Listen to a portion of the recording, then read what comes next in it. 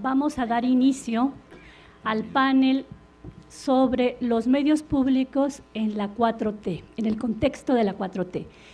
Nos falta todavía uno de nuestros invitados al panel, pero vamos a dar comienzo. Nos han avisado que ya viene en camino.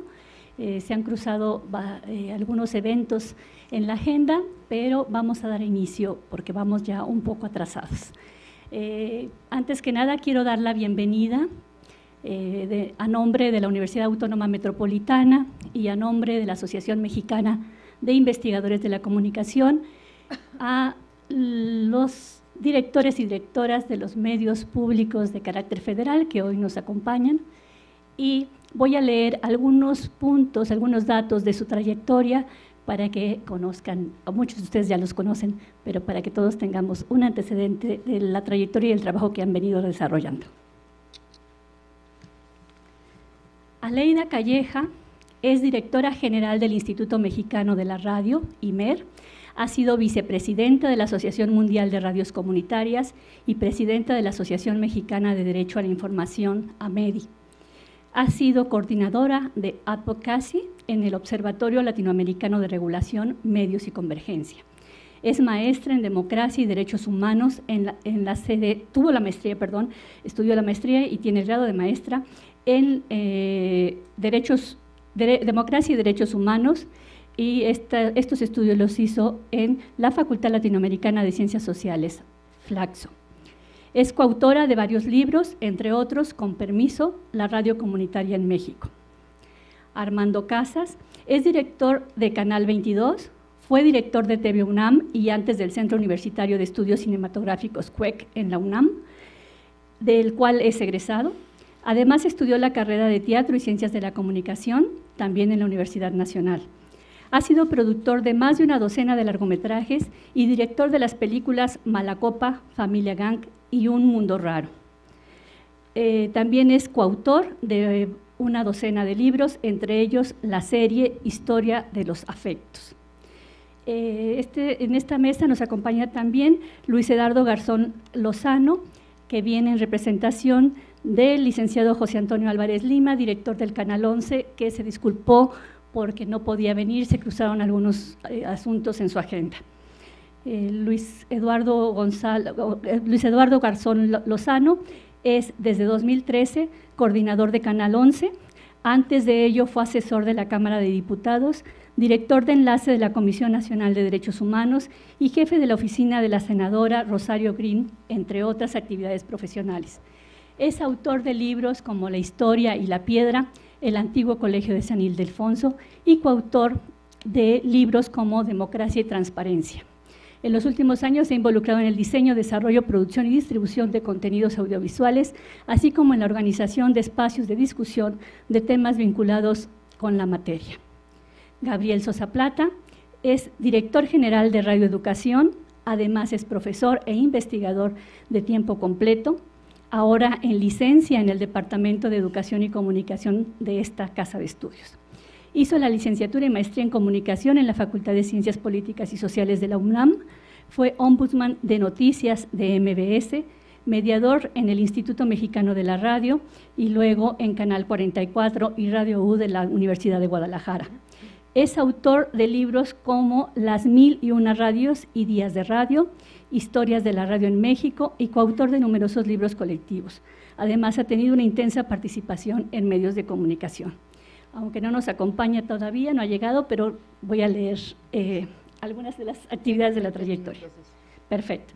Genaro Villamil, que estará en un momento con nosotros, es presidente del Sistema Público de Radiodifusión del Estado Mexicano, fue reportero de la revista Proceso, especializado en medios de comunicación. Antes fue reportero en El Financiero y La Jornada.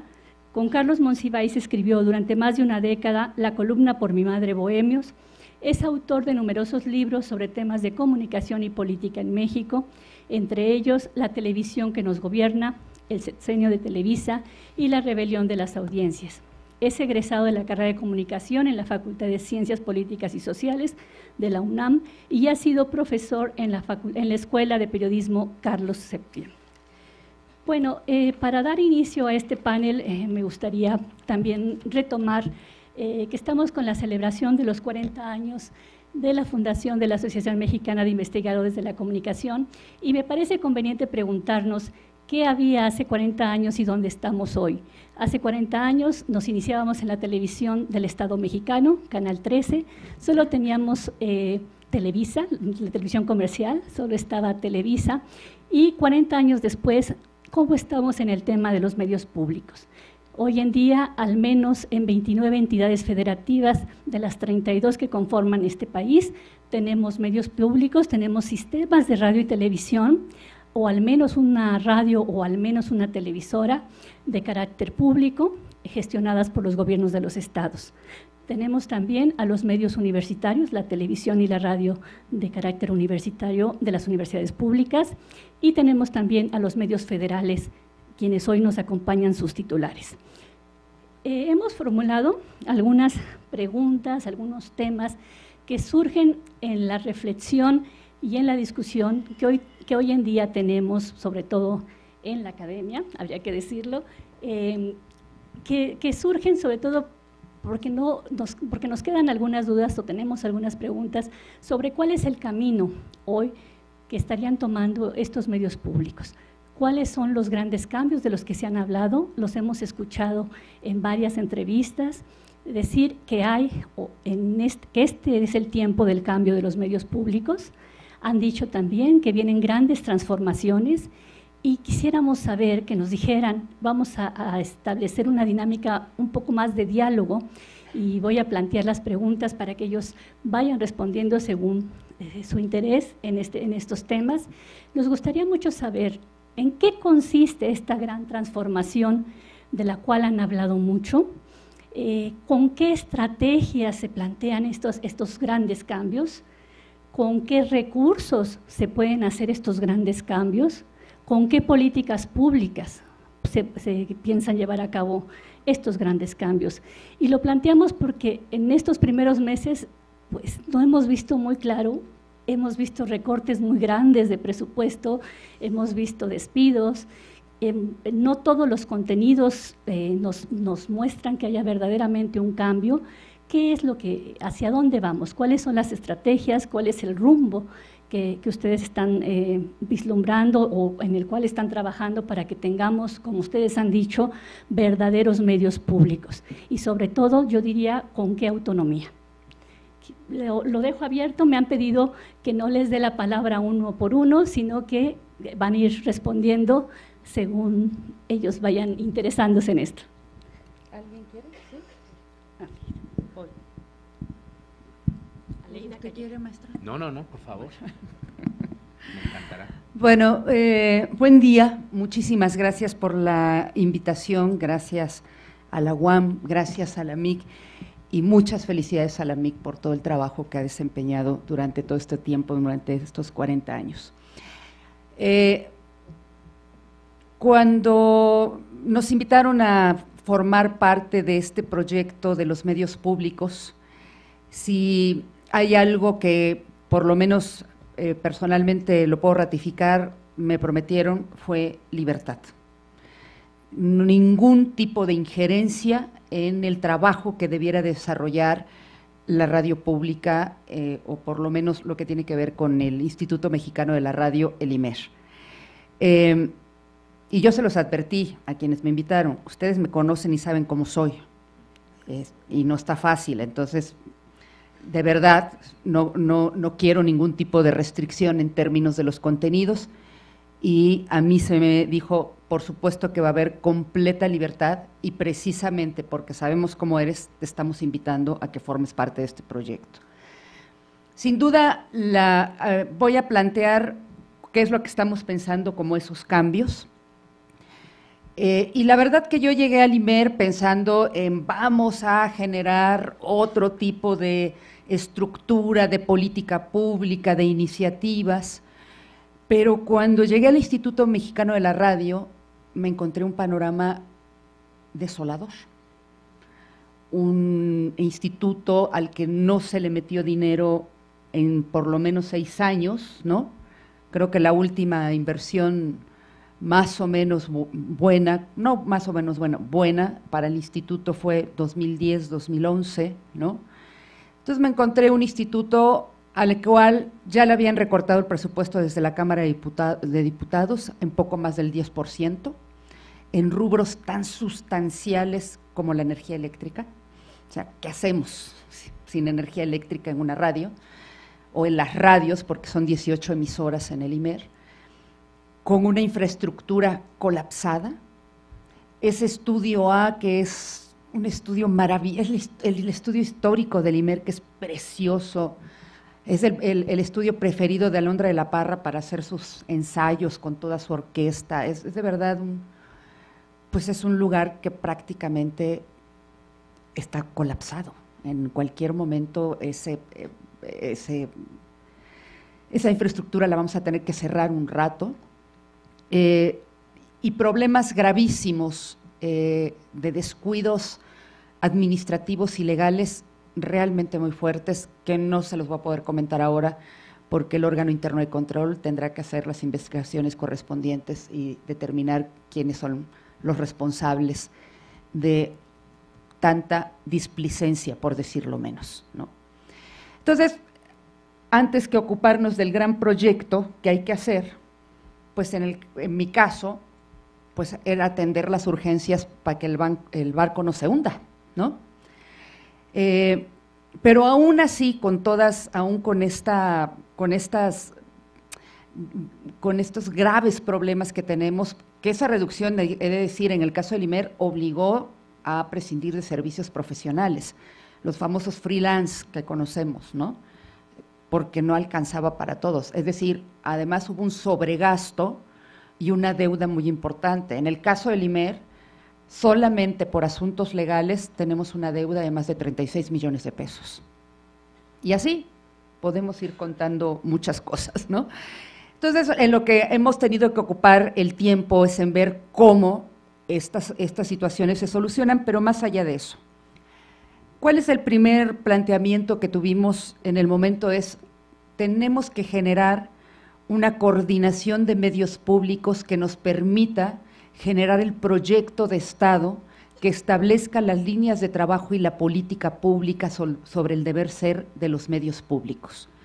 Y bueno, en términos del andamiaje legal, quien tenía más esa posibilidad en términos de facultades de poder coordinarse con los medios públicos, pues era el Sistema Público de Radiodifusión del Estado Mexicano, que tenemos la ventaja que no depende de ninguna secretaría del Ejecutivo, ¿no? Digamos, no es autónomo, pero tiene una cierta autonomía importante al no depender de ninguna secretaría de Estado. Y lo que precisamente estamos haciendo es ese diagnóstico completo que nos permita ver dónde tenemos nuestros problemas, pero también dónde tenemos nuestras grandes fortalezas en términos de recursos humanos, en términos de recursos financieros, etcétera. Porque si yo tengo un pesito y yo sola me rasco con mis uñas, es diferente a si juntamos 5 pesitos y podemos hacer algo más. Entonces estamos haciendo un esfuerzo muy importante en términos de colaboración, de compartición de información, compartición de infraestructura, compras consolidadas que se les llaman, ¿no?, para tener mejores condiciones para negociar. Sin duda, lo que queda claro es que tenemos dos retos importantes para esta transformación de dejar de ser medios oficiales a ser medios de servicio público, ¿no? El primero de ellos tiene que ver con, en la práctica, generar una gran cantidad de debate, generar una gran cantidad de voces de todo tipo, críticas, incluso del propio gobierno, y creo que a nosotros nos corresponde como medios públicos generar los espacios para esas voces críticas, porque es mediante el debate que vamos a fortalecer los ejercicios democráticos y el derecho a la información. En la medida en que no hay un libre flujo de información, en esa medida la sociedad no puede estar informada, y los medios públicos estamos llamados precisamente a garantizar, a materializar el goce de ese derecho, que es el derecho a la información y que es por ende un derecho llave para el ejercicio de otros derechos. 2, tenemos que establecer inclusión. hay muchos sectores de la sociedad que tradicionalmente han estado excluidos del proceso comunicacional, que nunca han estado representados en la agenda informativa o en los propios espacios de los medios de comunicación públicos, que deben de dar cabida a una multiplicidad de voces, por más que nos gusten o no nos gustan. Tercero, pluralismo. No basta con tener diversidad dentro de los medios de comunicación, también hay que tener pluralismo, es decir, hay que tener representaciones sociales que puedan tener esa participación política y participar del diálogo social. Y uno que me parece muy importante es, necesitamos una mayor autonomía económica o financiera. Estar dependiendo solamente de los recursos fiscales te pone siempre en un lugar muy vulnerable para un proyecto de más largo aliento en términos de ser un medio público. Así que el diagnóstico indica que necesitamos algunos cambios legales, necesariamente, porque la verdad es que el marco legal en el que se encuentran los medios públicos es muy desigual, es demasiado permisivo. La Ley Federal de Telecomunicaciones y Radiodifusión es muy permisiva con el sector comercial y es muy restrictiva para con los medios públicos. Después, si quieren, platico las particularidades del IMER en este sentido. Y la otra tiene que ver con este esfuerzo coordinado que nos permita generar, después de este marco legal que nos dé mejores condiciones, generar, eso no impide que empecemos ya a generar un proceso de construcción de política pública que genere un proyecto de Estado sobre el derecho a la información mucho más allá de este sexenio o de otro tipo de sexenio. Se trata de ver cómo los medios públicos responden a ciertos sectores que es urgente atender, como la niñez, cuál es la política pública que tiene que desarrollar el Estado mexicano frente a la niñez en términos comunicacionales de derecho a la información, del sector de las mujeres, del sector indígena y de otros tantos sectores que han sido tradicionalmente excluidos de todo el proceso del debate público y del proceso comunicacional. Gracias. Muchas gracias, Aleida. Voy a agregar nada más una pregunta por lo que acaba de decir Aleida. En muchas ocasiones hemos dicho, sobre todo en el caso de la televisión privada, de la televisión comercial, que muchas estaciones no es sinónimo de diversidad ni de pluralidad. Yo diría, tampoco muchas voces, decir muchas voces es sinónimo de una diversidad real y de una pluralidad real. ¿Cómo le van a hacer para que estén ahí representados o de verdad lleguemos al fondo de esa pluralidad y de esa diversidad? Gracias, Patricia, gracias, Jerónimo, gracias a la gente de AMIC por esta invitación, a la anfitrionía de la UAM, Canal 11. El 11 se siente muy honrado de participar en esta mesa porque la parte sustantiva de la labor que hacen los medios de comunicación es aquella que está vinculada con lo que la sociedad nos ayuda a concebir como medios y que nos permite reflejarlo en las pantallas. Entonces, espacios de discusión como este, además con gente dedicada a la comunicación y que servirán también como un canal para que lo que aquí se diga se pueda reproducir en otros espacios y sigamos discutiendo qué debe de pasar con los medios, es fundamental. Hago una acotación para Pati. Canal 11 cumple este año 60 años de vida. Entonces, cuando me dices que pensemos en hace 40, yo te diría, pues levantemos la mano y pensemos en hace 60, y pensemos en una televisora que inició en un pequeño cuartito del casco de Santo Tomás, transmitiendo literalmente 4 horas al día clases de matemáticas. Pero es una televisora, es primero un medio de extensión universitaria que después se convirtió en televisora porque el destino la llevó a eso. La posibilidad de que al entonces director del canal se le ocurriera que se necesitaba un director de producción y a la directora de producción que invitan se llama Brígida Alexander y es parte de la Compañía Nacional de Teatro, hace que diga, ¿y por qué no tenemos teatro? ¿Y por qué no tenemos orquestas?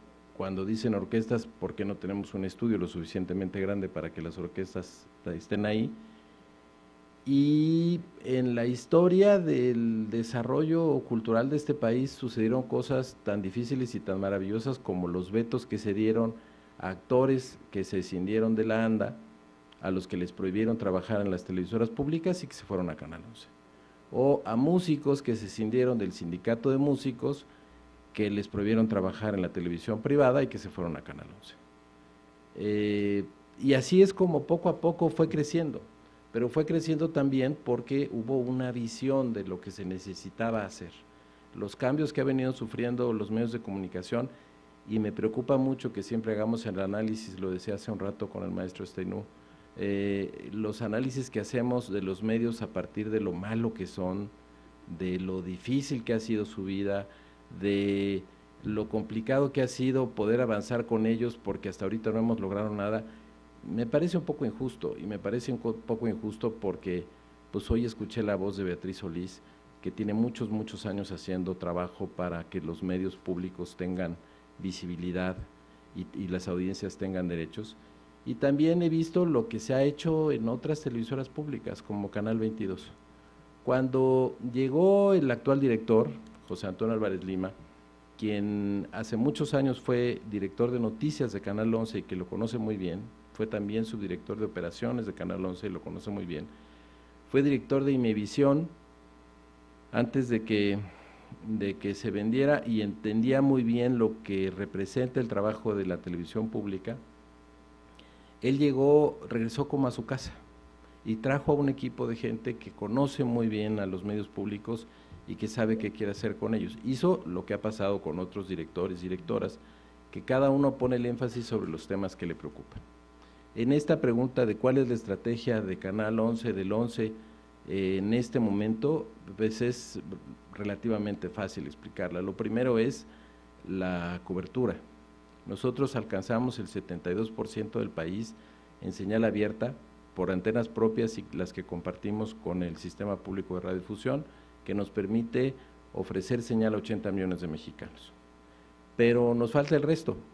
Tenemos autorización para 4 antenas más, necesitamos los recursos para esas antenas y sin embargo estamos buscando la posibilidad de que en estos tiempos por lo menos 2 nuevas antenas permitan ampliar el acceso de la gente que no tiene posibilidades de contratar las señales restringidas, para que en señal abierta nos puedan ver. Y puedan ver no solo el Canal 11, sino además 11 Niños, que es el único canal de televisión abierta dedicado a niños y que además, orgullosamente podemos decirles que no tiene competencia ni siquiera con los canales de la televisión privada restringida.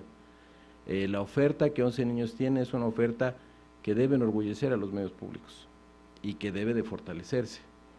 La segunda cosa en la que él pensó fue justo en eso, en hacia quién va a dirigir el trabajo del 11 en este tiempo. Y el trabajo del 11 es sí a la audiencia tradicional, pero especialmente a los niños y particularmente a los jóvenes, a un segmento que no tiene opciones para televisión. Y además fortalecer los espacios de información. Por eso pueden ustedes ya ver hoy cada hora a la hora unos minutitos de información de lo más importante, además de los 3 fuertes noticieros que tenemos y que tienen por su trabajo y por el trabajo de la gente del 11 una gran credibilidad, y nuestras barras de opinión. A esas barras de opinión que no se han modificado, yo puedo mencionar el comentario que siempre hace Sergio Aguayo de que lleva 18 años haciendo Primer Plano y que a él en esa emisora nunca le han dicho qué puede o qué no puede decir, que cuenta con plena libertad esa mesa para poder expresar sus ideas, y así se ha seguido construyendo eso en el resto de los espacios que tenemos. Y hay comentaristas, economicistas, periodistas profesionales, librepensadores, incluyendo los nuevos programas que tenemos ahora como el de John Ackerman y Sabina, de Johnny Sabina, o La Maroma Estelar, que están pensados como espacios de deliberación para estos nuevos públicos a los que estamos buscando, a los jóvenes en particular.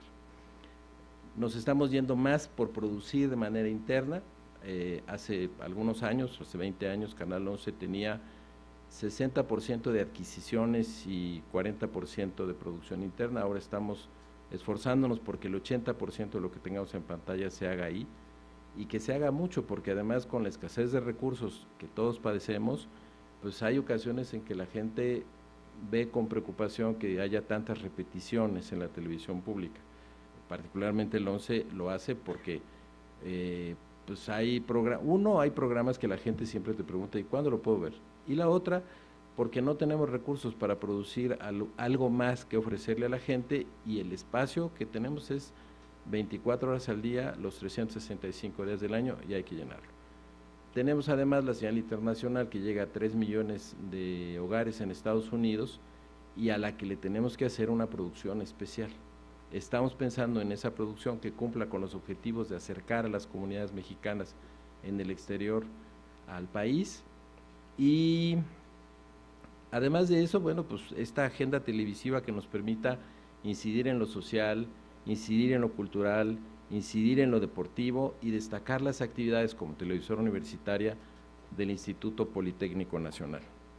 Nos parece que con esa estrategia, y además reuniéndose de manera permanente con el defensor de la audiencia y con el Consejo Ciudadano, con quienes tuvimos hace muy poco una reunión, a quienes se escucha y de quienes se atienden las propuestas que nos hacen, creemos que se construye con los esfuerzos con los que se puede hacer en este tiempo la labor de un medio público, una televisión de calidad que no está exenta de errores, pero que tiene desde hace muchos años la voluntad de seguir sirviendo a sus audiencias. Gabriel. Maestro, cineasta. Ok. Adelante, adelante. Sí, perdón. Nada más, para no dejarlo pasar, efectivamente no hablé, en ese entonces ya existía el Canal 11, pero yo me refería el Canal 11 tenía un alcance todavía muy corto, muy pequeño, y me refería más que nada a la televisión de contenidos generalistas, y una televisión que se creó en ese momento con la finalidad de hacer un contrapeso a la televisión comercial. Pero efectivamente ya estaba en sus pininos Canal 11, lo celebramos. Muchas gracias, buenas tardes. Y bueno, y si a la historia nos vamos, pues aquí está la más vieja, podríamos decir, ¿no?, de las radiodifusoras públicas del país. Yo sé que tuvo sus periodos, pero este año, el 30 de noviembre, Radio Educación va a cumplir 95 años. Y pues es sin duda Radio Educación la radiodifusora pública por excelencia. Es la radiodifusora en la que a lo largo de todos sus años pues sí, pero digo, la XCB es comercial o nació comercial, ¿no? Y Radio Educación pues nació en el seno de la Secretaría de Educación Pública, su primera directora, María Luisa Ross, concebida por José Vasconcelos, y hay un proyecto muy claro desde entonces, no obstante, efectivamente que estaba en el gobierno, de ser una emisora plural, diversa, incluyente, que estaba comprometida con la alfabetización, por ejemplo, con la educación a distancia. En fin, digo, está documentada toda esta historia de una manera muy amplia, y fue una primera etapa brillante de la radiodifusión en México. Era un ejemplo, venían de otros países a visitar el modelo de la radio educativa, de la Oficina Cultural Radiotelefónica, de la SEP. Y pues, bueno, también los vaivenes sexenales, como siempre ocurre, llevaron a que Radio Educación pues insertara en esto que se llamó el Departamento Autónomo de Prensa y Publicidad, y en 1936. Y luego se la quedó Secretaría de Gobernación y resurgió en 1968 con una generación de jóvenes emprendedores, con una visión muy distinta, muy plural, muy combativa, en un sexenio en el que, pues ustedes recordarán, México vivió una de las peores represiones, la peor, yo creo, de la historia, y que pues generó un clima de tensión política muy importante. Pero Radio Educación se convirtió en el oasis, en el espacio único en el que podían justo aparecer esas voces que no tenían cabida en los medios, en el resto de los medios, punto.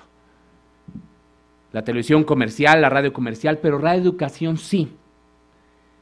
Esas generaciones son las que siguen trabajando en Radio Educación. Muchos de los productores, aquí está Froilán, no me podrá desmentir, son los que forjaron realmente Radio Educación y son los que le dieron esa grandeza a esta institución. Entonces, cuando estamos hablando del fortalecimiento de los medios públicos, pues quizá Radio Educación no ha tenido un problema y cuando lo ha tenido ha salido adelante, por ejemplo, de independencia editorial. En Radio Educación, y a los compañeros les consta, por los diferentes directores y por el actual director, nadie les está diciendo lo que tengan que hacer en relación con sus contenidos. Se pueden hacer sugerencias, pero no hay ninguna imposición. No hay temas, pues, de censura en Radio Educación, y cada una de las producciones maneja una línea editorial que consideran como la más conveniente. Por eso es cuando hablamos en la 4T de Radio Educación, lo único que podemos decir es de que preserva este modelo de independencia editorial y de que tienen una enorme, pues, decíamos, libertad para ir definiendo los contenidos y esa política editorial que cada uno de los programas, de los noticiarios, también tiene.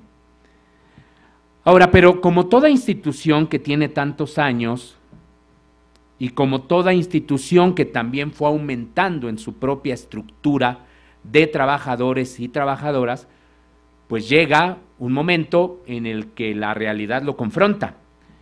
Y los ajustes presupuestales que se fueron dando, sobre todo en el sexenio de Peña Nieto, y que pensábamos que iban a ser distintos, en este gobierno se fueron pues consolidando.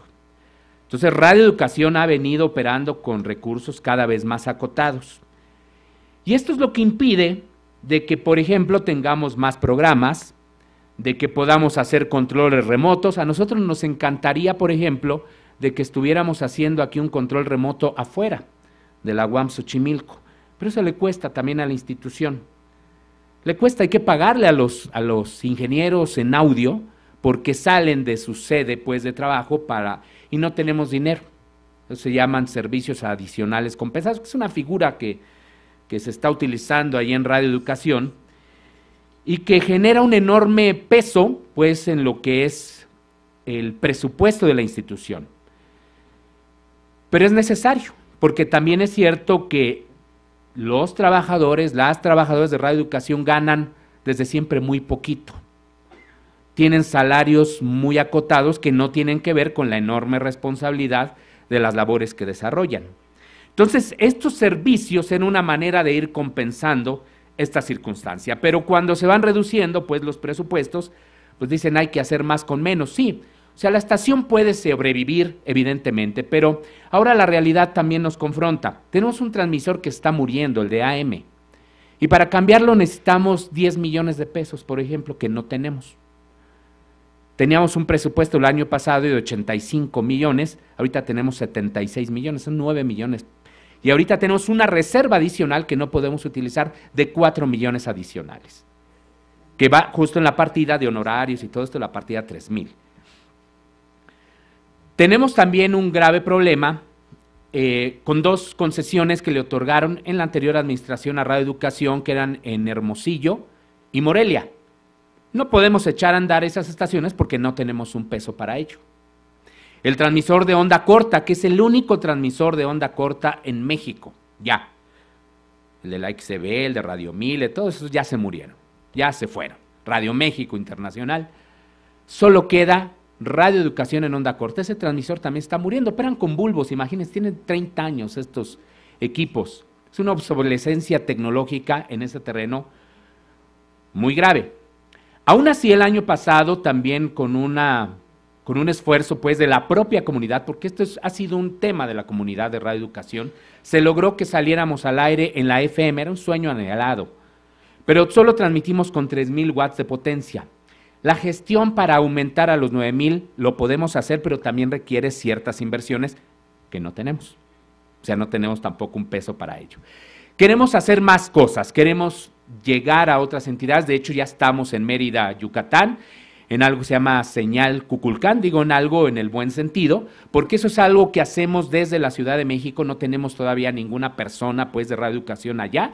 Es un convenio que se tiene con la Secretaría de Cultura del Estado de Yucatán, pero queremos relanzar, por ejemplo, la señal este mismo año, en fin, pero se necesitan también recursos para ello.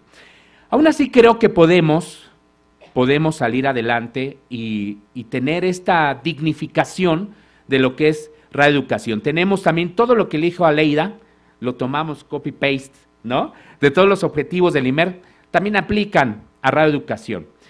Estamos también muy comprometidos con los derechos de las audiencias, por supuesto, como debe ser, pues de ahí venimos varios de los que hemos trabajado en estos temas, la misma Aleida así lo ha hecho. Por supuesto que nos interesa tener una mayor expansión, un mayor crecimiento, y esto forma parte de las sinergias que hemos tratado de establecer con otras radios públicas. No hay ninguna entidad radiofónica, por ejemplo, que provea la cantidad de contenidos que genera radioeducación y que las transmiten en una gran también cantidad de emisoras públicas en este país. Es decir, somos una radiodifusora que dota de contenidos a las radios públicas, y Antonio Calderón no me podrá desmentir, de la radio UDEM y de otras tantas que recuperan parte de los contenidos porque hay una enorme riqueza. Tenemos, por ejemplo, un enorme patrimonio sonoro. La Fonoteca de Radioeducación debiera ser, no sé, una institución que hay que proteger quizá como el Palacio Nacional, como la Catedral, como son instituciones históricas que hay que preservar, y sin embargo no tenemos un peso para la actualización tecnológica. Por ejemplo, tenemos que estar trabajando con algunas sinergias, por ejemplo, con la Fonoteca Nacional, en fin, para que podamos salir adelante. En fin, no es una queja, es un reto, y por eso hace rato Graciela Ramírez, cuando me preguntaron algunos alumnos, ¿cómo le está yendo, maestro? Híjoles, ya me estoy arrepintiendo.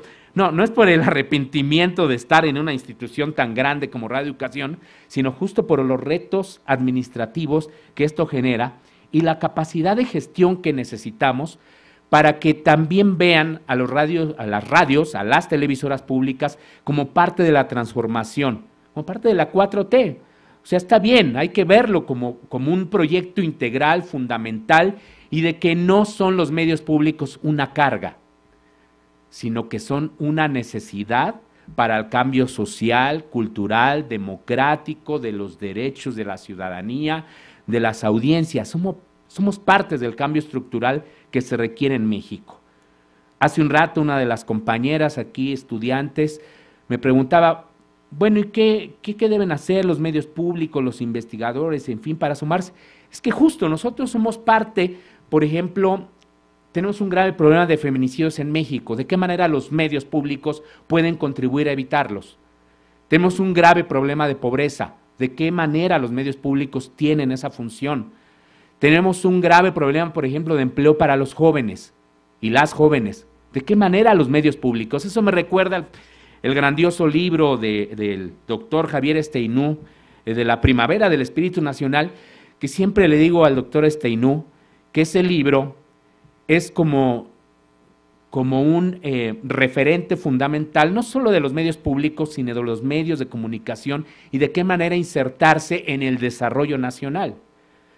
O sea, muchos de los planteamientos que allí hace el doctor Esteinú, pues se siguen aplicando hoy en día. ¿De qué manera los medios públicos podemos contribuir a resolver estas problemáticas? Esa es nuestra función. Ayer teníamos una reunión, por ejemplo, los diferentes directores con la Secretaría de Cultura, Sector Cultura, para definir el plan sectorial de cultura. Y una de las observaciones que hace la cineasta María Novaro, directora ahora del Instituto Mexicano de Cinematografía, en cuanto a los objetivos que nos están proponiendo para desarrollar el plan sectorial, era algo así como llevar cultura, extenderla, en fin, industrias culturales. Pero ella dice, yo no estoy de acuerdo con ello, porque también la cultura es generadora de riqueza. También nosotros aquí generamos empleos, contribuimos al PIB nacional. Pues esa es una manera en la que también hay que ver, no a los medios públicos, reitero, como una carga, sino también como medios fundamentales para este cambio. Entonces lo dejo pues también hasta aquí. Hay varios temas que podemos ir también desarrollando sobre la relevancia de los medios públicos y de lo que estamos procurando hacer en Radio Educación. Muy bien, muchas gracias. Ahora sí, pasamos a Canal 22. Sí. Armando Casas. Bueno, gracias. Yo lo que veo con confianza de lo que se ha planteado en este nuevo gobierno es que se ha hablado explícitamente de un sistema de medios públicos y que está desde el más alto nivel este planteamiento, que estamos coordinándonos, tal como dice la legislación del sistema público de radiodifusión, en este sistema, estamos trabajando semanalmente, nosotros nos vemos semanalmente trabajando en cómo va a funcionar este sistema, que no tiene nada que ver con buscar uniformidad, hegemonías de ningún tipo. Tenemos muchas coincidencias por nuestra formación en muchos sentidos, pero las coincidencias no tienen que ver además con ningún tipo de instrucción de ningún lado, ¿no?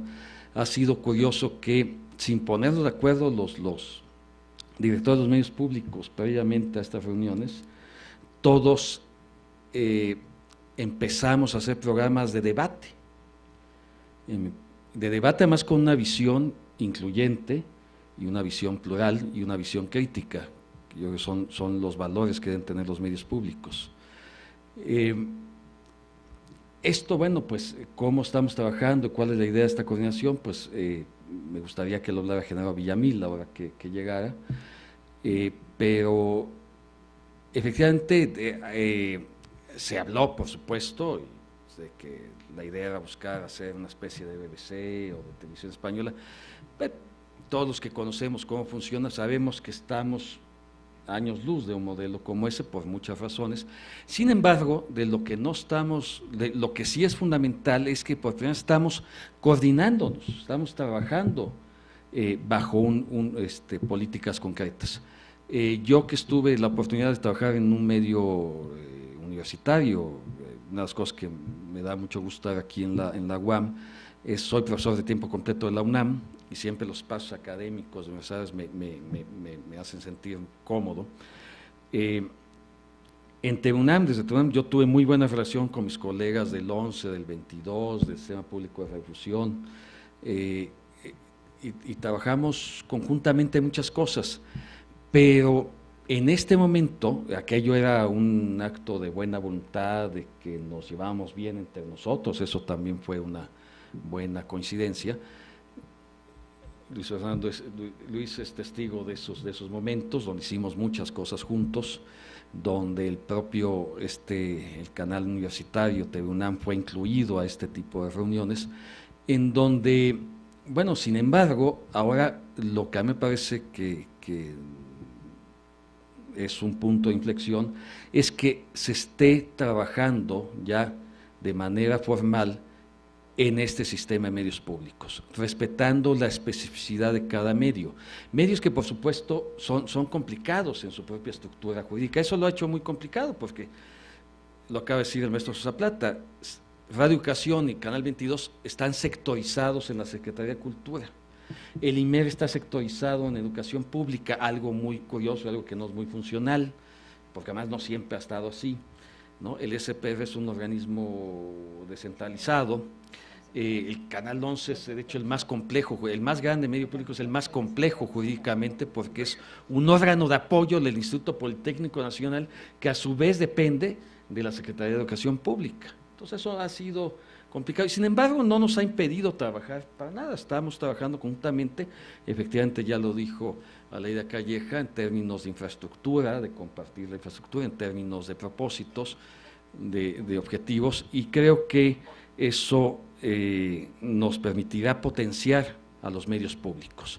Bienvenidas las opiniones, evidentemente estamos muy atentos de los especialistas respecto a estos temas. Bueno, yo en lo personal me siento cómodo de que perfiles como el de Aleida, el de Gabriel, el de Genaro, Aleida y Gabriel, que son estudiosos de los medios en general y que han sido muy críticos de cómo han funcionado, o periodistas como Gerardo Villamil, en fin, estemos trabajando conjuntamente.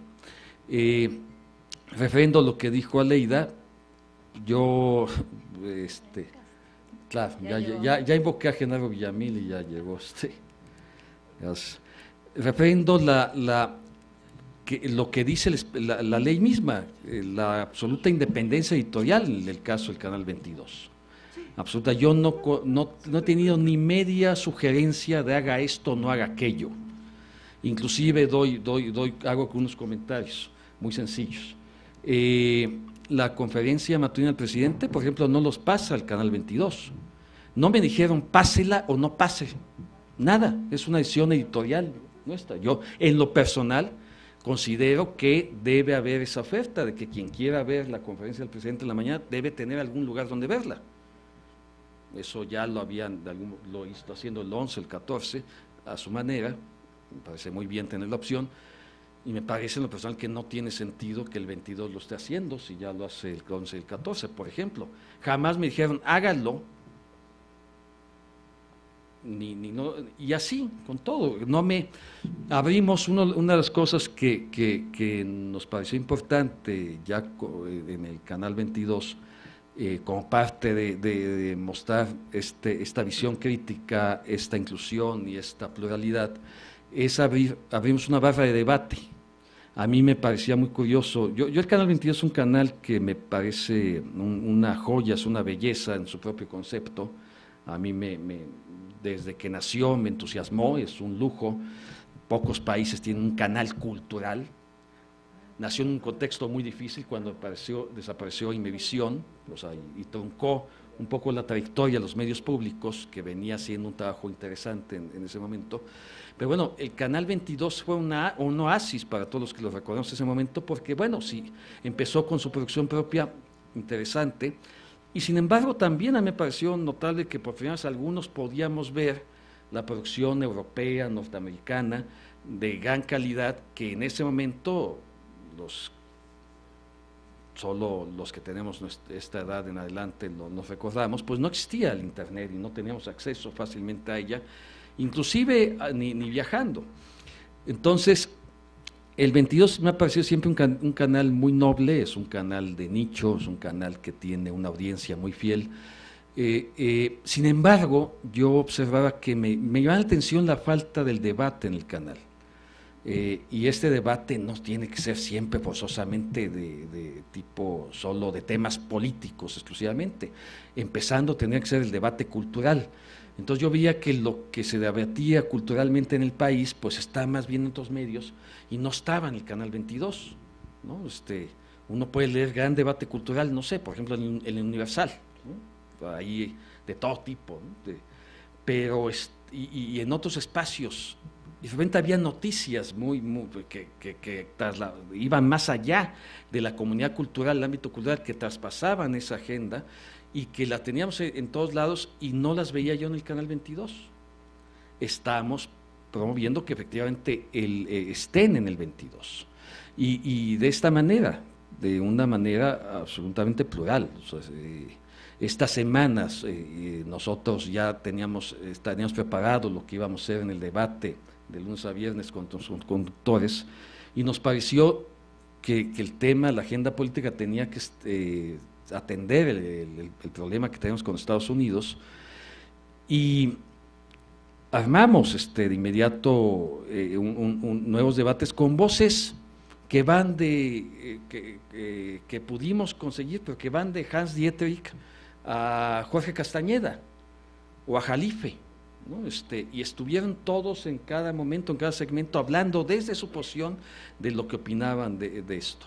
Yo siempre le he dicho a mis colaboradores, bienvenidas aquí. Aquí no tenemos ningún tipo de restricción, salvo el respeto. El respeto que además marca el código de ética. Y todos que estamos aquí sabemos lo que significa, ¿no? Evidentemente, nuestros medios no pueden ser propiciadores de campañas de odio, de falta de respeto, no pueden ser racistas, no pueden ser homofóbicos, no pueden ser misóginos, en fin, salvo eso que evidentemente es evidente, por lo menos para algunos otros que no deben existir, todo está permitido. Y yo he suscrito que lo que debemos atender son las voces inteligentes y por supuesto del signo ideológico que sean, siempre y cuando sean voces inteligentes.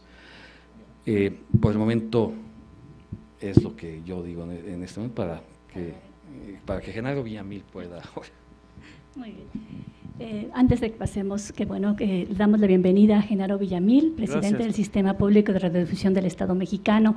Antes nada más, por lo que han expuesto aquí, un poco para redondear, efectivamente yo creo que si hablamos de medios públicos ha habido aciertos y desaciertos y efectivamente no todos se han manejado, han funcionado, digamos, con la espada encima ni de la censura ni de la intervención del gobierno en distintos periodos, pero el problema ha sido que no ha habido una continuidad y que los cambios de gobierno, los cambios de sexenio, muchas veces todo lo que se ha avanzado va para atrás. ¿Cómo hacer entonces ahora, que es el tiempo de los medios públicos, como ustedes lo han definido, para que eso no pase? ¿Cómo garantizar esa autonomía? ¿Cómo garantizar que esos aciertos vayan hacia adelante y no hacia atrás? Y en este sentido, le voy a pasar la palabra a Genaro Villamil.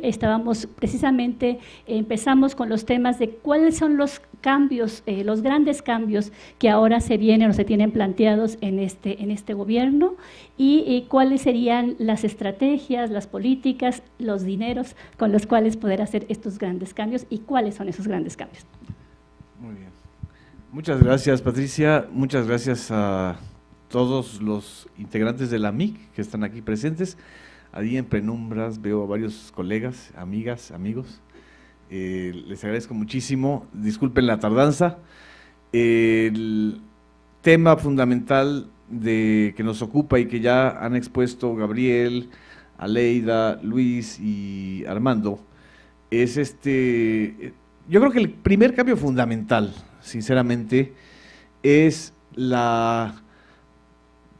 el hecho real, ya no la posibilidad, el hecho real de que medios públicos federales que durante décadas estuvieron cada quien por su lado, cada quien en su estructura y cada quien en su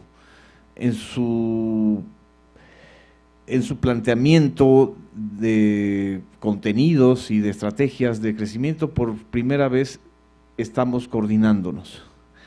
La coordinación en unos medios públicos como los federales, por lo menos, ya en próximos días se va a integrar a esta integración el primer canal o el primer sistema estatal de medios públicos bajo la lógica del sistema público de radiodifusión, que es el de la Ciudad de México. Se acaba de aprobar la ley en la Ciudad de México. La coordinación creo que es el principal cambio. ¿Por qué? Porque durante décadas el secreto, digamos, de tener unos medios públicos marginados, fragmentados, con escasos recursos, o simple y sencillamente ahí, en su mínima expresión, era eso, que estuviéramos divididos o fragmentados, o simple y sencillamente incomunicados. La unión de los medios públicos es lo que va a ser la fuerza del concepto público de radiodifusión. Y es una unión que no tiene que ver con la unanimidad, por supuesto. Sería lo peor que pudiera pasar, es tratar de unificar o de homogenizar los contenidos y los enfoques de los medios públicos. La unidad tiene que ver con la compartición de infraestructura, que es quizá la principal estrategia que estamos articulando, en especial los tres sistemas que tienen cobertura nacional, como es el caso del IMER, del Canal 11 y del Canal 14. Ese quizá es el primer objetivo fundamental en el que se ha ido avanzando. Dos, es un hecho que también lo he dicho en otros foros, creo que difícilmente se va a volver a repetir esta coyuntura de tener de directivos de los medios públicos federales a colegas y compañeros y compañeras que venimos de muchas batallas en favor del derecho a la información, de los derechos de las audiencias, de la libertad de expresión, de la calidad de la producción, por ejemplo, en el caso de Armando, del cine, y que no habíamos formado parte, digamos, de esos viejos circuitos que se reciclaban una y otra vez al frente de los medios públicos.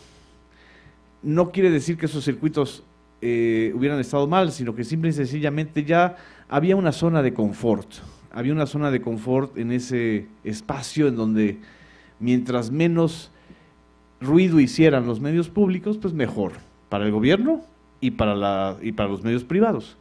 Entonces, esta generación que llegamos a cargo de los medios públicos federales, llegamos con un mandato muy claro, que es el mandato de la coordinación, de la autonomía, de la independencia editorial y sobre todo, y creo que esta es una parte que en lo personal a mí me involucra mucho, en el mejoramiento de la información y de la calidad de la información, ¿no? Entonces, esta parte es la que hemos estado también construyendo, cada medio con sus características, sus condiciones y sus estructuras.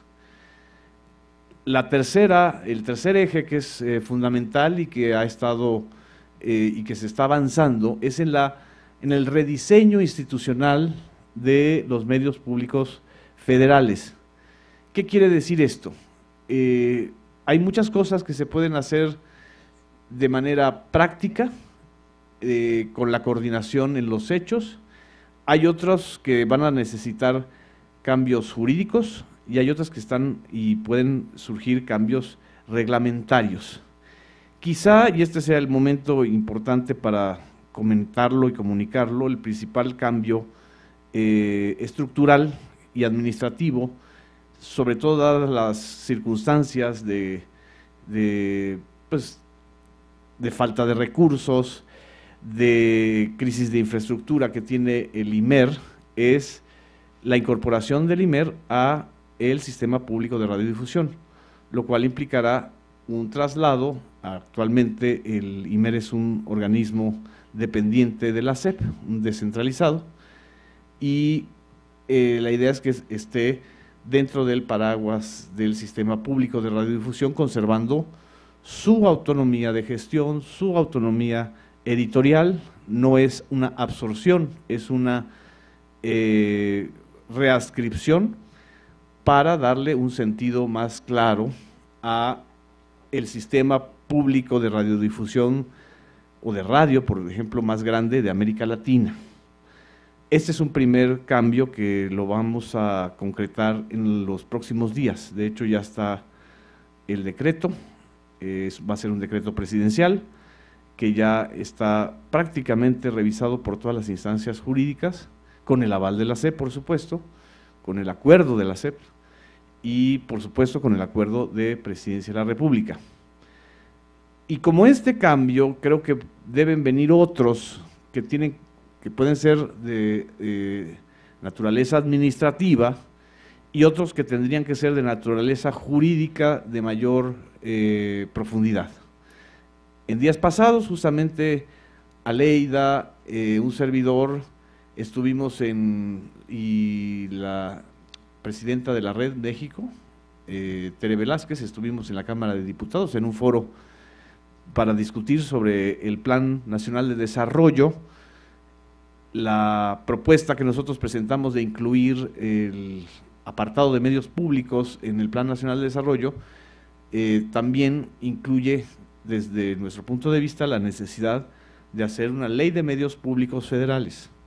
Y en ese sentido creo que vamos a necesitar mucha la colaboración, la participación, el punto de vista de los integrantes de la AMIC, porque si algo podemos dejar de legado, este grupo, este equipo de trabajo que estamos en los medios públicos federales, es un ordenamiento jurídico más allá de la coyuntura sexenal, gubernamental para darle una definición legal clara a los medios públicos, para darles reglas del juego claras, para establecer incluso un mínimo del porcentaje del presupuesto federal anual que se destine a estos medios públicos, para garantizar su fortaleza frente a las instancias reguladoras, llámese IFETEL, o llámese INE, o llámese cualquier otra instancia reguladora.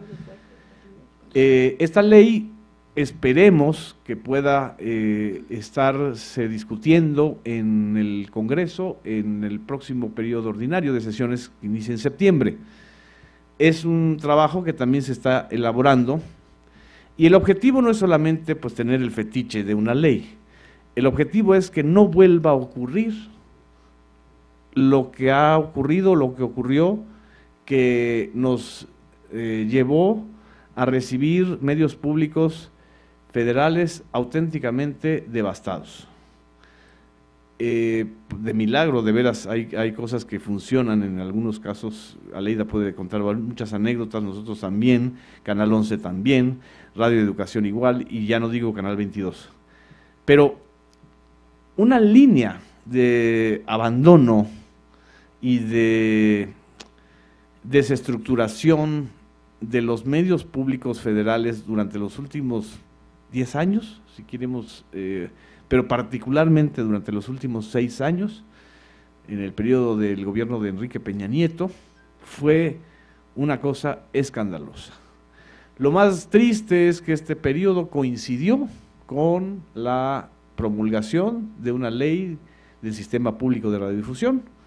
En 2014 se aprobó en el Congreso esa ley, que es la que dio origen al organismo que yo presido, pero pues era como todo, ¿no? Una simulación, o sea, apruebas una ley que le da hasta características casi de mega coordinación de medios públicos, pero sin instrumentos jurídicos reales, ni presupuestales, ni técnicos que te permitieran eso, ¿no? Entonces, esta ley creo que va a ser un objetivo de amplio alcance. Nosotros queremos que sea, y así se lo hemos planteado a legisladores del PAN, a legisladores de Morena, todavía no hemos podido hablar con legisladores del PRI y del PRD, del MC y de otros partidos, pero lo ideal es que fuera una ley por consenso, que sea una ley que sea el consenso de las fuerzas políticas, para dejar establecido claramente el alcance de los medios públicos. Y bueno, que sea una ley también que le ayude a las entidades y a cada una de las entidades a tener sistemas o medios públicos con características definidas. Preguntarán, y bueno, ¿y la BBC? ¿O la bebecita? Bueno, esa es una…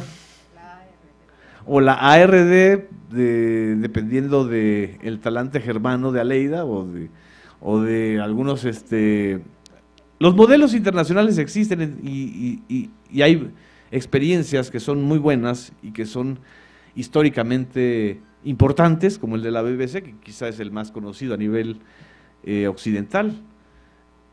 Lo que nosotros queremos es construir un modelo a la mexicana, por mexicanos, con lo mejor de las experiencias de la ARD, lo mejor de la experiencia latinoamericana, porque también hay muchas experiencias latinoamericanas, algunas fallidas, algunas virtuosas, y en ese sentido la MIC también va a ser muy importante para conocer esos modelos. Hay experiencias incluso norteamericanas de la radio pública y de la televisión pública que creo que es importante incorporar, pero sobre todo se trata de un modelo mexicano transeccional que permita garantizar la fortaleza, la continuidad, el vínculo con las audiencias de los medios públicos federales. Y por último, creo que el otro eje fundamental que está gestándose entre los cambios que estamos incorporando es la modernización digital y tecnológica de los medios públicos. Ya no solamente podemos hablar de radio y televisión, tenemos que hablar también de plataformas digitales y de plataformas comunicacionales de convergencia, es decir, que utilicen tanto las telecomunicaciones como la radiodifusión. En ese sentido, creo que tanto Gabriel como Aleida, como Armando, como la gente de Canal 11, Luis y por supuesto un servidor, estamos conscientes de que el gran desafío ya no está por venir, ya está aquí, y de hecho ese desafío rebasó en muchos sentidos a los medios públicos desde hace casi una década.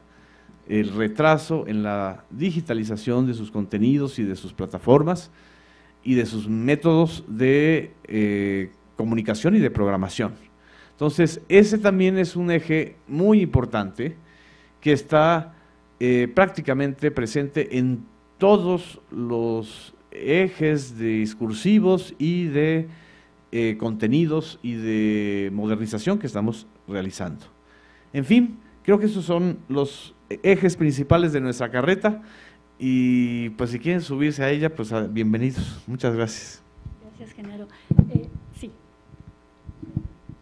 Solo para pues ampliar un dato que dijo Genaro en relación a esta estrategia jurídica, aclararle a los compañeros, compañeras de Radio Educación, que Radio Educación seguirá en el sector cultura, es decir, no está contemplado para que pase al SPR, nadie lo ha llegado a pensar. La alianza que establecimos con el Instituto Mexicano de la Radio es exclusivamente para intercambio de información y de difusión, de apoyarnos mutuamente. Lo quiero recalcar porque, pues bueno, hay dudas, ¿no?, sobre ¿y qué va a pasar entonces con Radio Educación? ¿Se lo va a chupar el IMER? ¿Se lo va a llevar Genaro? No, tranquilos, seguirán en el sector cultura, más bien en lo que estamos trabajando y está de acuerdo la secretaria de Cultura, Alejandra Frausto, que nos ha estado apoyando en todo lo posible, porque pues el tema presupuestario es un tema de Hacienda, lo hemos dicho, es convertirnos de un órgano desconcentrado a un órgano descentralizado, lo cual nos daría un poco de mayor autonomía, pero sí vamos a estar sectorizados, porque ese es el proyecto que hasta ahora se ha concebido, que Canal 22 y Radio Educación sigan trabajando en el ámbito de la Secretaría de Cultura. Se anticipó a la pregunta que venía. Justamente yo creo que son anuncios fuertes, ¿no? Pensar ahora IMER va a formar parte de la estructura del Sistema Público de Radiodifusión, bueno, está ya adscrito. A ver, lo aclaro porque se hace necesario. El SPR es un organismo descentralizado no sectorizado. El IMER es un organismo descentralizado sectorizado a la SEP. Un descentralizado no puede estar dentro de otro descentralizado. Entonces, lo que va a suceder es que el IMER se va a desectorizar y va a ser un organismo descentralizado no sectorizado. O sea, no va a ser parte del SPR, pero sí se va a regir por la ley del SPR. Esa es la lógica, ¿no? O sea, es decir, va a seguir teniendo autonomía presupuestal, patrimonio propio, todo, así como está el SPR, pero en lugar de guiarse solamente por su decreto de creación, va a guiarse de acuerdo a la ley de creación del SPR. Ese es el punto. Es decir, vamos a necesitar una mayor coordinación entre el SPR y el IMER. O sea, vamos a ir caminando, digamos, de manera paralela. Espero que se entienda. O sea, es decir, no es una absorción, se va a seguir llamando IMER, va a seguir siendo Instituto Mexicano de la Radio, aunque hay quien me dice que es buen momento para cambiar de nombre. Yo digo que no es necesario, pero eso es. Y nada más quisiera aprovechar porque me hiciste una pregunta muy concreta de sí, diversidad, pluralismo, pero ¿cómo?, ¿no? ¿cómo lo está haciendo el IMER? En efecto, empezamos con el tema de los debates. En el caso del IMER, los programas de debates y el primer programa de debate que impulsamos no es poniendo a debatir necesariamente a los especialistas. El espacio de réplicas que lleva Ricardo Rafael es un espacio de debate entre la gente. Ubicamos los temas coyunturales del día, que normalmente salen de la mañanera inevitablemente, otros muchos más no, y hacemos un monitoreo en redes. Y las opiniones que nos parecen más importantes en términos de crítica o de acuerdo o de argumentos, los localizamos, les invitamos al programa y en el programa ustedes están escuchando, por ejemplo, hablando sobre los refugios para mujeres y el presupuesto, igual estás escuchando a una persona de Monterrey que a una de Guerrero en el mismo momento, sobre ese mismo tema, que pueden estar o no estar de acuerdo. Es decir, lo que estamos incentivando es que sea la propia gente la que tenga un debate. Hay un especialista normalmente que va aportando información en el caso de que, digamos, el debate pueda salirse por otras causas. Eso es, por ejemplo, lo que nosotros creemos que es diversidad. No solamente hablan los especialistas, habla la gente. Recién constituyó el IMER, el Consejo Ciudadano de Programación de las 18 emisoras y está la representación de mujeres afrodescendientes, está la representación de mujeres indígenas, está la representación de los derechos digitales. O sea, si ustedes ven el Consejo Ciudadano de Programación que se conformó del IMER, están los ambientalistas, la agenda lésbico-gay, están los de la niñez, están los de pueblos indígenas. ¿Por qué? ¿Por qué se quiso o se propició una conformación así? Porque en la medida que tienes pluralidad de sectores, esos sectores van a estar vigilando si el IMER está cubriendo sus agendas o no. Seguramente los de la agenda lésbico-gay van a decir, oye, no, le está faltando aquí a la programación de las emisoras la diversidad sexual, o las feministas nos van a reclamar la perspectiva de género, o los de la niñez nos van a reclamar que no hay suficientes espacios para la niñez, o los ambientalistas nos van a reclamar, por eso un consejo de programación de este tipo. Y lo que empezamos a hacer cambios ya desde el principio es en el noticiero nacional, ¿no? Entonces ahora tenemos la sección de los reportajes especiales, estamos hablando qué está pasando con el desplazamiento forzado en este país, que son millones de personas y que no aparecen en las agendas informativas cotidianas, ¿no? Estamos hablando qué está pasando con todos los niños huérfanos de la violencia, sobre todo en la parte de la frontera sur, de las que nadie habla. Y vamos a empezar un proyecto que estamos platicando ya con el embajador de México en Guatemala, de cómo todas las emisoras del IMER en la parte de la frontera sur van a generar una barra programática específicamente para la población migrante. Es decir, hay una emisora en Cacahuatán, que es la frontera, otra que está en Comitán, Chiapas, ¿no? Otra que está en Radio Lagarto, se me fue ahorita, Chiapa de Corzo. En Chiapa de Corzo. Entonces, ¿cómo vamos a generar una barra de programación en zonas donde ya conviven mexicanos con migrantes centroamericanos, africanos, haitianos, y que está generando un proceso de tensión y de xenofobia muy fuerte? Entonces, digamos, esas son de las cosas, de los ejemplos de cómo hacer pluralismo y cómo hacer diversidad. Nada más, para ir acotando, porque creo que se han dado anuncios muy importantes, cuando hablan de esta nueva ley, me imagino es una nueva ley de medios públicos federal, y entonces eso implica pues cambios a todos los medios, no nada más nada más federal. A los federales. A los federales. La federal.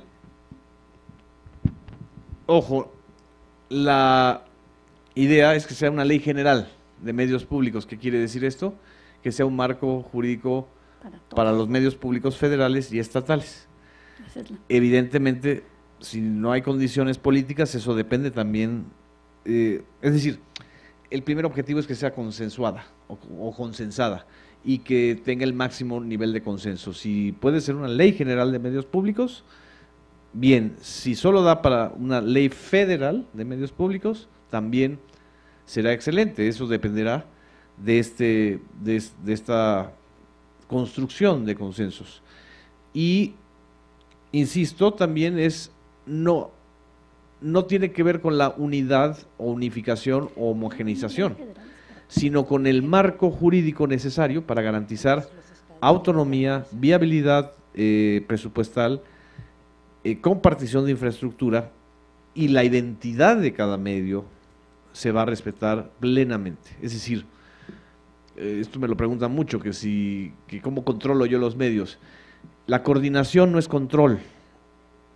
La idea de controlar los medios es tan absurda ahora como lo fue siempre. Es decir, los medios públicos no se controlan, los medios públicos se dirigen para estar al servicio de las audiencias, a final de cuentas, los que son dueños de estos medios públicos, que son los ciudadanos que pagan sus impuestos. Entonces, no se trata de controlar, se trata de coordinar y de establecer reglas del juego que permanezcan incluso más allá de esta coyuntura o de este periodo. Y creo, sinceramente, que por primera vez en mucho tiempo tenemos condiciones para lograrlo. Evidentemente hay actores, factores que pues no les gusta que haya medios públicos fortalecidos, pues evidentemente ya saben ustedes de quién estoy hablando, ¿no? Bueno, pues, seguramente pues, no le gustará a Brasil, a Bolsonaro le ha de molestar mucho, a Macri, a Correa desde su autoexilio. Es decir, no es una tarea fácil, pero es una tarea que le corresponde o que nos corresponde a nosotros como responsables o servidores públicos en este momento, dejar por lo menos de legado a la sociedad mexicana, ¿no? Cuando hablan de esta nueva ley, y decías, se ha trabajado en la viabilidad económica de estos medios, porque puede haber muchos proyectos, puede haber la mejor ley, pero ¿con quiénes se hacen estos medios públicos? Y también, ¿con qué recursos? Supongo que ahí estaría planteado, y lo tienen ya previsto. Y la otra sería, ¿ahora sí estaríamos hablando de una autonomía real de estos medios públicos? La autonomía real, y empiezo por la última pregunta, se construye a diario. Ojo, la autonomía real no se puede nada más garantizar en un estatuto jurídico o por decreto. La autonomía real es algo que se garantiza y se defiende y se logra en la medida en que los medios avanzan y las audiencias apoyan. Y aquí está Beatriz Solís, defensora de audiencias del Canal 14 y profesora de la UAM, y está Ana Cecilia Terrazas, y están varios colegas y compañeros que saben perfectamente, bueno, el propio Gabriel, que ha sido defensor de audiencias profesional. La autonomía es una cuestión cotidiana. Por supuesto que siempre hay conflictos, por supuesto que siempre hay tentaciones de control, por supuesto que siempre hay intención de manipular o de someter a los medios públicos, pero también eso que es cotidiano a nivel federal, a nivel estatal, tiene que construirse desde el enfoque de la necesidad de los medios públicos. ¿Qué quiero decir esto? ¿Qué quiero decir con esto? Que si los medios públicos, por muy bonita ley que tengamos, por muy padres intenciones que tengamos, no se convierten en una necesidad cotidiana de la sociedad, no se vuelven prácticamente un compañero cotidiano de los mexicanos y de los jóvenes, sobre todo, de las nuevas audiencias, pues por muy bonita ley que tengamos y muchos proyectos que hagamos, pues eso va a ser de noche, o sea, va a pasar de noche. Por eso, quizá la estrategia más importante es ir por las audiencias, ir por los radioescuchas, los televidentes, los internautas, los jóvenes que necesitan espacios de creación y de expresión en medios que no tengan un afán de lucro. Es decir, tenemos los mexicanos el enorme regalo, riqueza de una infraestructura pública que no debe regirse por afán de lucro. Desgraciadamente, eso fue alterado durante los últimos años. El lucro vino de la parte de la corrupción interna en el manejo de los medios públicos. Pero para eso estamos, es decir, para eso estamos, para que podamos abrir esos espacios en donde se formen los cuadros profesionales, los comentaristas, periodistas, productores, diseñadores, en fin, todo lo que se necesita para la comunicación, ¿no? Para una comunicación consciente, ¿no? Tenemos muchos temas en el tintero, pero se nos va acabando el tiempo. Yo me gustaría, para ir concluyendo esta exposición y poder ver si nos da tiempo de abrir el micrófono para algunas preguntas de quienes hoy nos acompañan en el público, yo nada más quisiera preguntar, me queda claro, es construir audiencias, qué contenidos, mejorar estos contenidos. ¿Cuáles serían entonces las estrategias de acercamiento con estas audiencias? ¿Cuáles serían los recursos con los cuales se buscaría hacer contenidos más creativos, más inclusivos?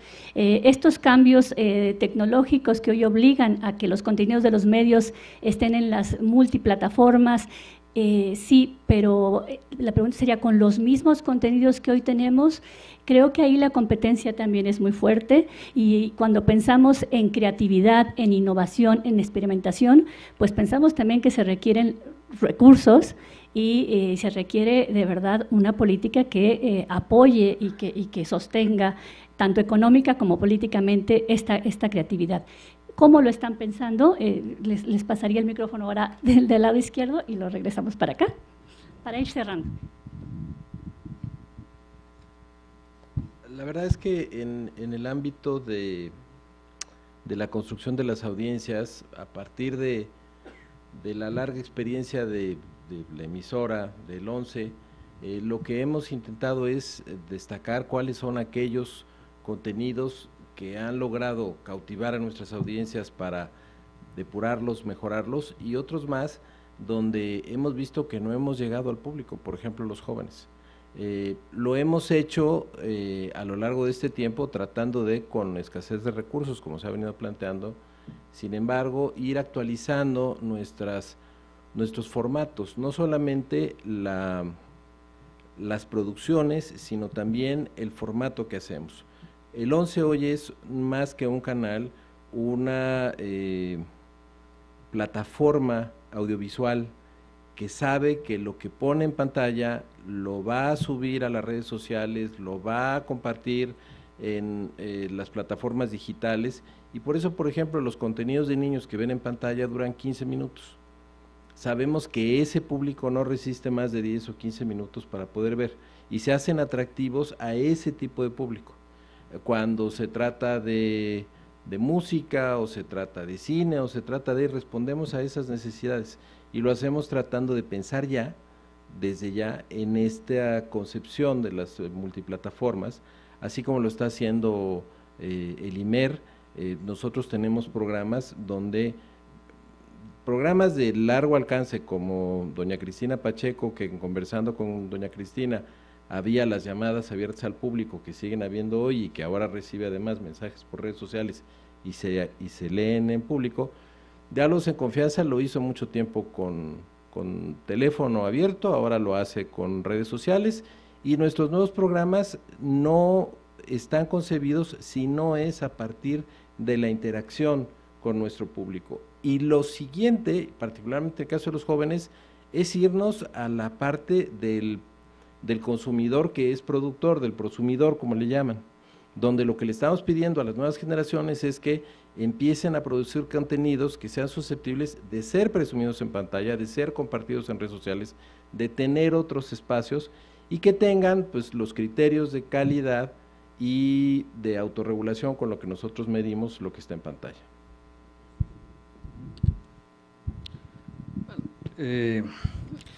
Evidentemente estamos obligados a tener calidad, experimentación, innovación. De hecho, es el espacio natural de la innovación. Yo he trabajado como profesional en casi todos los medios mexicanos, de la televisión privada a la pública. ¿Dónde encontré mayores posibilidades? En la televisión pública, en el 11, en el 22, en TV UNAM. ¿Dónde fue casi imposible hacer algo? En TV Azteca. Tuve la oportunidad de trabajar en Televisa en un programa que sí era muy distinto a la hora marcada, y a diferencia de que era un programa donde nos formamos muchos cineastas, entre ellos ahora muy reconocidos como Del Toro, Cuarón, Lubezki, pero en ese momento me parecía increíble que ahí había espacios de censura técnica, ¿no? No podíamos vestir a nadie de rojo, no podíamos bajar más la iluminación de a cierta temperatura, esas cosas que decíamos en el cine eran muy difíciles en la televisión, o los técnicos nos decían que no podía el actor tocarle más abajo de la cadera a la actriz. Eso jamás lo vi en la televisión pública, y es lo que tenemos que fortalecer. Son espacios de veras privilegiados. Yo entiendo, y ese es el reto para cierta tendencia que ha habido, y sucede mucho en los estados, que haya la posible confusión de que la televisión pública es televisión de gobierno. Yo todo el tiempo he suscrito que no hacemos televisión de gobierno, ni siquiera para informar las acciones del gobierno, para eso están sus campañas, y tiene su espacio. Nosotros tenemos una obligación con las audiencias, y esta tiene que ver con buscar empatía. Las audiencias inmediatamente se retraen cuando ven exactamente que le están tomando el pelo, ¿no? Cuando ven el discurso oficialista, el discurso sesgado, en fin, creo que automáticamente ahí es donde cuando encuentran la pluralidad, la inclusión, la diversidad, la inteligencia, el conocimiento, es cuando atrapamos su atención. Yo en lo personal he buscado como parte de este tipo de acercamiento, y es natural porque así se ha dado desde que en mi trabajo profesional, una visión más irónica de la realidad, el humor inteligente, no la payasada, no la tontería, no el humor inteligente, la inteligencia. Y bueno, el humor inteligente está en la televisión pública internacional, mundial, o sea, por citar un ejemplo, hay muchos, Monty Python en la BBC, ¿no? Y ese humor inteligente puede ser político, no político y tal, pero tiene que suscribir efectivamente que las audiencias son inteligentes, o a esas audiencias son las que nos dirigimos, y con ellas es con las que tenemos que tener empatía. Nada es más engañoso, y creo que aquí todos lo saben, que estar buscando el rating artificialmente, además con los productos comerciales, que, bueno, yo de hecho veo cómo en ciertos estados, en ciertos municipios y tal, donde no ha llegado precisamente cierto tipo de programación, agradecen mucho cuando encuentran algo distinto, que no es lo que hace la radio y televisión comercial. Y bueno, es un nicho específico, pero es un nicho bastante crítico, exigente, y es un nicho que es el que precisamente puede marcar las pautas de lo que debemos estar haciendo. Audiencias cada vez más exigentes, diríamos. Aquí tengo, gracias. Creo que vale la pena ver la ley del Sistema Público de Radiodifusión de la Ciudad de México, porque ya ahí hay un planteamiento muy específico del financiamiento que se le debe dar a ese sistema. Entonces se le pone un porcentaje. ¿Cuánto quedó finalmente el porcentaje? El 0.5% del porcentaje del presupuesto de la Ciudad de México que se le tiene que asignar a su sistema público. Es decir, no vas a poder lograr la independencia editorial un poco más asegurada si no tienes también independencia económica. O sea, digámoslo claramente, ¿no? Si te portas mal, así ha funcionado a lo largo de las décadas en este país. Entonces, a ver, esa es una fórmula, y la otra fórmula que plantea la Comisión Interamericana de Derechos Humanos es que tendría que asegurarse en años por adelantado el presupuesto de los medios públicos previendo el porcentaje de inflación. Esa es otra fórmula, ¿no? Es decir, lo que se tiene que asegurar es, en el marco normativo, cómo no estás a expensas del vaivén económico gubernamental. Difícilmente vamos a poder llegar al modelo europeo, donde los propios ciudadanos son los que financian a los medios públicos. Va a ser muy complicado, pero creo que otras fórmulas sí pueden existir. Este proyecto de ley tendría que observar, digo, si ya lo pudo hacer la Ciudad de México, no veo por qué no pudiera ser también viable para esta ley general. Lo que diría es, sí hay un trabajo enorme que hacer en el caso de los medios públicos, que es recuperar o construir credibilidad y confianza, ¿no? Quiere decir que cuando escuchen el noticiero del IMER, no digan es la posición oficial, sino que es rigor periodístico, que tiene credibilidad, que tiene, incluso a ti te decían, ¿no?, en Radio Educación, que el IMER era muy oficialista en su momento. Y sí, yo quiero decir, los últimos 6 años, y así lo dice la propia gente del IMER, fueron tiempos muy oscuros para el propio sistema. Entonces, se trata de generar credibilidad y tiene que ver con la cuestión informativa, tiene que ver con generar estos espacios de debate que no son como los plantea el Canal 11, no es que la gente llama y sale al aire su opinión, no, están los ciudadanos debatiendo quién está a favor y en contra, y a veces de manera muy polarizada, ¿no? Pero ahí están los ciudadanos debatiendo. Por ejemplo, los temas del aborto o de otros, y los en pro y en contra, pero son los ciudadanos debatiendo. O sea, no es que están llamando por teléfono y dando su opinión, no, están participando del debate.